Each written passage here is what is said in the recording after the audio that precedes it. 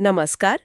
पिछला हफ्ता दुनिया भर में और यहाँ हमारे अपने क्षेत्र में भी काफी उथल-पुथल वाला रहा है। जी हाँ। आज हम जरा गहराई से देख रहे हैं दक्षिण अमेरिका में अमेरिका की बदलती भूमिका को।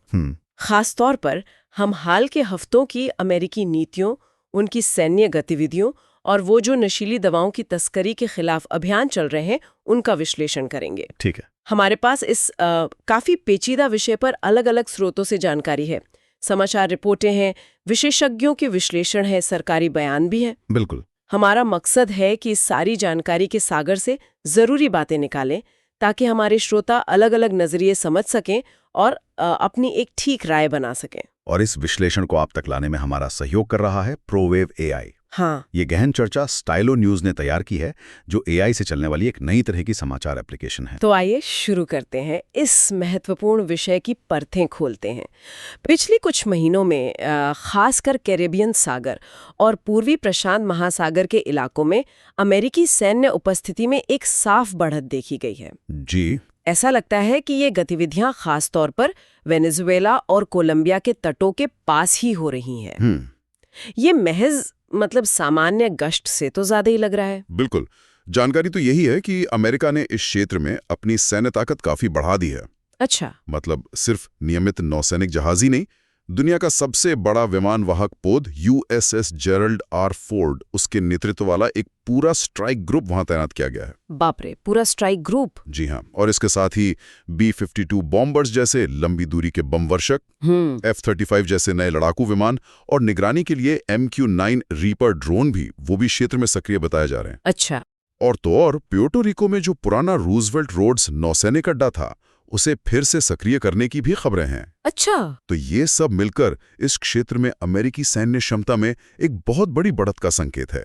ये सिर्फ मौजूदगी नहीं है, बल्कि एक तरह से ताकत का प्रदर्शन है। और जैसा आपने कहा, ये सिर्फ ताकत दिखाने तक ही सीमित नहीं है।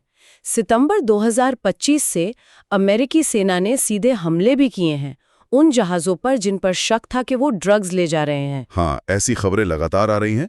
कुछ रिपोर्टों में तो ये दावा है कि अब तक कम से कम 15 ऐसे जहाज नष्ट किए जा चुके हैं। 15? और जाने भी गई हैं? जी, 60 से ज्यादा लोगों की मौत की खबर है। और ये कार्रवाई सिर्फ कैरिबियन तक ही नहीं रुकी है। मतलब? नहीं, हाल की रिपोर्टें बता रही हैं कि इन हमलों का दायरा कैरिबियन सागर से आगे बढ़कर अब प्रशांत महासागर तक पहुंच गया है। प्रशांत तक? जी। अमेरिकी सरकार, खासतौर पर मौजूदा ट्रंप प्रशासन, इन कार्रवाइयों का मुख्य कारण बता रही है घातक नशीली दवाओं, खासकर फेंटानिल और कोकीन की बढ़ती तस्करी को रोकना। उनका तर्क है कि ये जहाज इन ड्रग्स को अमेरिका की ओर ले जा रहे थे। साथ ही वो ये भी कह रहे हैं कि उनका निशाना नार्को आतंकवादी हैं। नार्को आतंकवादी ये कौन है? ऐसे समूह जो ड्रग तस्करी के साथ साथ राजनीतिक हिंसा या आतंकवाद का भी इस्तेमाल करते हैं। इसमें खास तौर पर कोलंबिया का विद्रोही समूह ELN यानी नेशनल लिबरेशन आर्मी, अच्छा, और ट्रेन डे अरागुआ जैसे अंतर्राष्ट्रीय आपराधिक गिरोहों का नाम लिया जा रहा है। लेकिन क्या सभी लोग अमेरिकी सरकार के इस तर्क से सहमत हैं? क्या इसके पीछे सिर्फ ड्रग्स रोकना ही वजह है? कुछ विश्लेषक तो शक जता रहे हैं। ये बहुत जरूरी सवाल है और यहीं पर मामला थोड़ा पेचीदा हो जाता है। कई स्वतंत्र विशेषज्ञ और मीडिया रिपोर्टें हैं जो अमेरिकी प्रशासन के दावों पर सवाल उठा रही हैं। जैसे कि? मिसाल के तौर पर अमेरिका की अपनी ड्रग एनफोर्समेंट एडमिनिस्ट्रेशन यानी DEA, उनके आंकड़े बताते हैं कि अमेरिका में जो फेंटेनिल आता है, उसका ज्यादातर हिस्सा मेक्सिको के रास्ते जमीनी सीमाओं से आता है। अच्छा, जमीन से? हाँ, न कि कैरिबियन या वेनेजुएला के समुद्री रास्तों से। तो ये तथ्य अमेरिकी तर्क के मुख्य आधार पर ही सवाल खड़ा करता है। तो फिर अगर फेंटेनिल मुख्य वजह नहीं है, तो विश्लेषकों के हिसाब से इन सैन्य कार्रवाइयों का असली मकसद क्या हो सकता है? देखिए, कई जाने-माने विश्लेषक हैं, जैसे लंदन के थिंक टैंक चैथम हाउस के क्रिस्टोफर सबातिनी, हाँ, और स्काई न्यूज और MSS इंस्टीट्यूट जैसे मीडिया संस्थानों की रिपोर्टें भी हैं, जिनमें कहा गया है कि इन कार्रवाइयों का असली उद्देश्य शायद वेनेजुएला में राजनीतिक अस्थिरता पैदा करना हो। अस्थिरता? या फिर सरकार बदलना। हाँ। या सीधे तौर पर राष्ट्रपति निकोलस मदुरो की सरकार को हटाना, जिसे रिजीम चेंज कहते हैं, वो भी हो सकता है। एक और संभावना ये है कि ये इस क्षेत्र में, खासकर वेनेजुएला और उसके सहयोगियों के लिए, अमेरिकी ताकत का एक खुला प्रदर्शन है। अच्छा। संयुक्त राष्ट्र का जो मादक पदार्थ और अपराध कार्यालय है UNODC, उनका भी कहना है कि वेनेजुएला मुख्य रूप से कोकीन बनाने वाला देश नहीं है। तो फिर? वो ड्रग्स के पारगमन का एक रास्ता है। मतलब ड्रग्स वहां से होकर गुजरते हैं, बनते नहीं। ये जानकारी भी अमेरिकी ड्रग युद्ध वाले तर्क को थोड़ा कमजोर करती है। जाहिर है इन अमेरिकी कार्रवाइयों पर क्षेत्र के देशों की प्रतिक्रियाएं भी तीखी होंगी। वेनेजुएला की सरकार ने क्या कहा है? वेनेजुएला के राष्ट्रपति निकोलस मादुरो ने तो इन अमेरिकी हमलों की बहुत कड़ी निंदा की है। उन्होंने इसे खुला उकसावा कहा है, युद्ध भड़काने वाला कदम बताया है और वेनेजुएला की संप्रभुता का घोर उल्लंघन करार दिया है। और ड्रग्स वाले आरोपों का? जैसे ड्रग्स ले जाने वाले विमानों को रोकना, अवैध कैंपों को नष्ट करना वगैरह। और इन अमेरिकी कार्रवाइयों के जवाब में वेनेजुएला ने अपनी नागरिक मिलिशिया में भर्ती तेज कर दी है और तटों पर सैन्य अभ्यास भी किए हैं। अच्छा। हालांकि इस तनाव के बीच अक्टूबर 2025 में वेनेजुएला ने 17 कोलंबियाई कैदियों को रिहा भी किया। हाँ, ये भी खबर थी जी, जिसे महीनों की कूटनीतिक बातचीत का नतीजा माना जा रहा है। और पड़ोसी देश कोलंबिया, उनका क्या रुख रहा है? राष्ट्रपति गुस्तावो पेट्रो की क्या प्रतिक्रिया रही? कोलंबिया के राष्ट्रपति गुस्तावो पेट्रो ने भी अमेरिकी हमलों की कड़ी आलोचना की है, खासकर इसलिए क्योंकि इन हमलों में कथित तौर पर कोलंबियाई नागरिक भी मारे गए हैं, जिन्हें वो निर्दोष मछुआरे बता रहे हैं। पेट्रो ने इन मौतों को सीधे तौर पर हत्या कहा है। हत्या? जी, और ये तो बहुत गंभीर आरोप है। जी, और मामला तब और बिगड़ गया जब अमेरिका ने राष्ट्रपति पेट्रो, उनके परिवार के सदस्यों और कुछ वरिष्ठ अधिकारियों पर प्रतिबंध लगा दिए। उन पर भी प्रतिबंध? हाँ, पेट्रो ने इन प्रतिबंधों को विरोधाभासी और अस्वीकार्य बताते हुए इनका कड़ा विरोध किया है। और इसके जवाब में? विरोध के तौर पर कोलंबिया ने वॉशिंगटन डीसी से अपने राजदूत को वापस बुला लिया है। और एक दिलचस्प बात यह हुई है कि पेट्रो ने हाल ही में अमेरिकी सेना के सदर्न कमांड के प्रमुख पद से इस्तीफा देने वाले एडमिरल एल्विन होल्सी को कोलंबिया में सलाहकार के तौर पर काम करने का न्योता दिया है। अमेरिकी एडमिरल को? जी, सुरक्षा मामलों पर सलाहकार। ये कदम अमेरिका के साथ तनाव के बीच एक बड़ा संकेत माना जा रहा है। यानी वेनेजुएला और कोलंबिया दोनों ही अमेरिकी कार्रवाइयों का कड़ा विरोध कर रहे हैं। क्या क्षेत्र के बाकी देशों या अंतर्राष्ट्रीय संगठनों ने भी कुछ कहा है इस पर? हाँ, ब्राजील जैसे बड़े क्षेत्रीय देश ने भी दक्षिण अमेरिका में अमेरिकी सैन्य दखल का विरोध किया है। कैरिबियन देशों का जो समूह है कैरिकोम, उसने भी चिंता जताई है। और अंतर्राष्ट्रीय स्तर पर? अंतर्राष्ट्रीय स्तर पर संयुक्त राष्ट्र यूएन ने सभी पक्षों से संप्रभुता और अंतर्राष्ट्रीय कानूनों का सम्मान करने को कहा है। संयुक्त राष्ट्र मानवाधिकार उच्चायुक्त कार्यालय OHCHR ने तो इन हमलों की निंदा करते हुए इन्हें न्यायेतर हत्याएं, मतलब बिना कानूनी प्रक्रिया के की गई हत्याएं कहा है। न्यायेतर हत्याएं? जी, और अक्टूबर के आखिर में प्रशांत महासागर में जो हमले हुए, जिनमें 5 और लोग मारे गए, उसने इन चिंताओं को और बढ़ाया है। ये दिखाता है कि ऑपरेशन का दायरा बढ़ रहा है। ये तो हुई अंतर्राष्ट्रीय और क्षेत्रीय प्रतिक्रियाएं। क्या इन घटनाओं का कोई कनेक्शन अमेरिका के अंदर चल रही चीजों से भी जोड़ा जा रहा है? कुछ विश्लेषक ऐसा मानते हैं। जैसे अमेरिका के पोर्टलैंड ओरेगन शहर में अप्रवासन और सीमा शुल्क प्रवर्तन ICE के खिलाफ जो प्रदर्शन हो रहे थे, उन पर पुलिस की कार्रवाई में सख्ती देखी गई।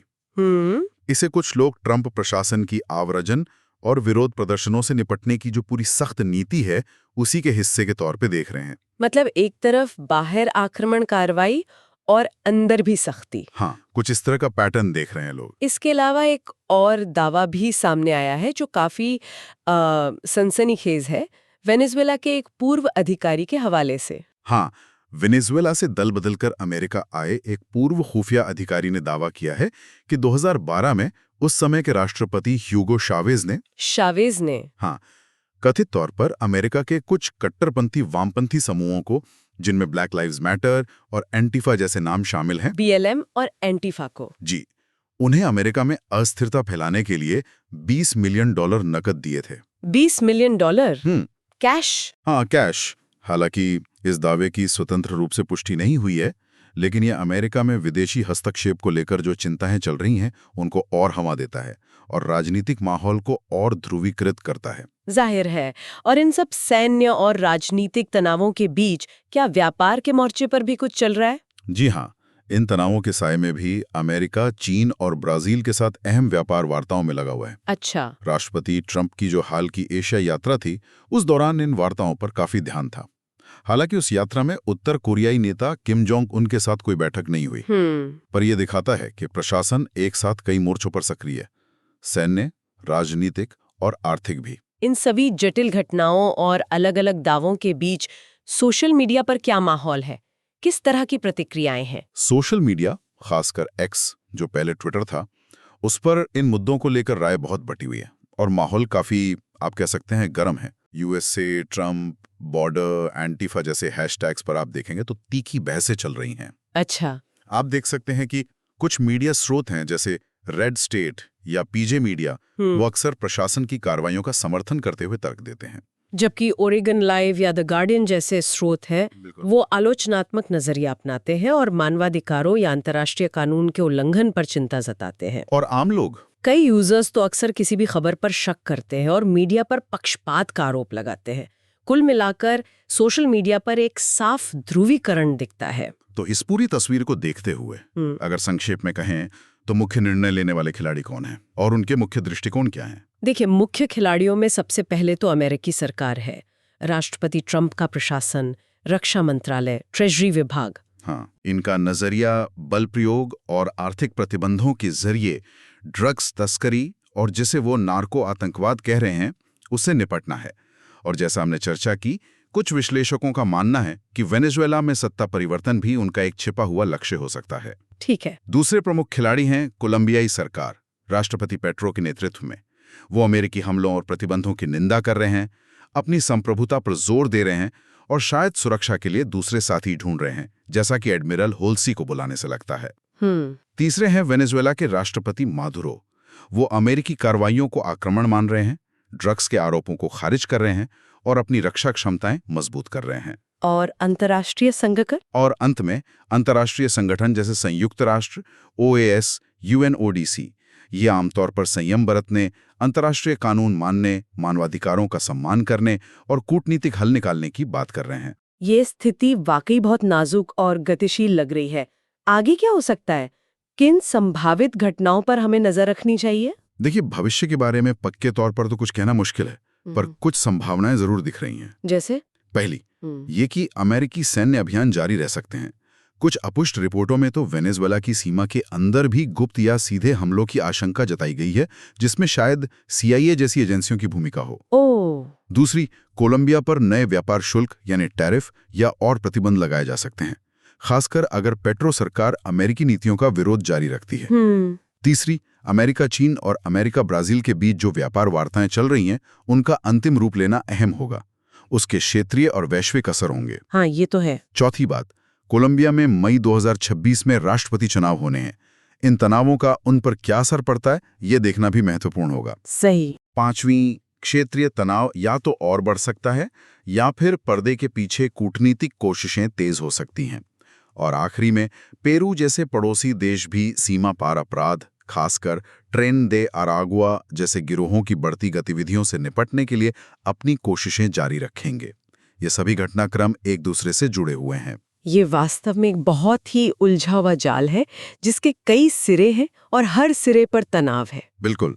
और श्रोताओं के लिए ये समझना भी जरूरी है कि स्टाइलो न्यूज इस तरह का समाचार विश्लेषण कैसे तैयार करता है। हाँ, बताइए। स्टाइलो न्यूज पारंपरिक समाचार स्रोतों की एक बहुत बड़ी रेंज, जिसमें जाने माने अंतर्राष्ट्रीय और क्षेत्रीय मीडिया आउटलेट शामिल हैं, उसके साथ साथ एक्स, ट्विटर जैसे सोशल मीडिया प्लेटफॉर्म से जो सार्वजनिक रूप से जानकारी उपलब्ध है, उसे इकट्ठा करता है। अच्छा। फिर ये AI तकनीक का इस्तेमाल करके इस सारी जानकारी को संश्लेषित करता है, अलग अलग नजरिए सामने रखता है और महत्वपूर्ण घटनाक्रमों का एक व्यापक अवलोकन तैयार करता है। अगर आप भी इस तरह के विस्तृत AI संचालित और अपनी ज़रूरत के हिसाब से ऑन डिमांड समाचार विश्लेषण पाना चाहते हैं, तो आप स्टाइलो न्यूज़ की सदस्यता ले सकते हैं। ज़्यादा जानकारी के लिए उनकी वेबसाइट www.stylonews.com पर जा सकते हैं। आज के इस गहन विश्लेषण में हमारे साथ रहने के लिए आपका धन्यवाद। हाँ, हमें सुनने के लिए बहुत बहुत शुक्रिया। आप स्टाइलो न्यूज़ को अपने पसंदीदा सोशल मीडिया प्लेटफॉर्म पर भी फॉलो कर सकते हैं। जी। और अब जाते जाते आपके लिए एक विचार छोड़ जाती हूँ। जिस तरह हम देख रहे हैं कि नशीली दवाओं के खिलाफ कथित युद्ध और बड़े भू राजनीतिक लक्ष्यों के बीच की जो लकीर है, वो धुंधली होती जा रही है। क्या ये भविष्य में अंतर्राष्ट्रीय संबंधों और सैन्य हस्तक्षेप के लिए एक नया चलन बन रहा है या एक नया मानक स्थापित कर रहा है? इस पर जरूर सोचिएगा।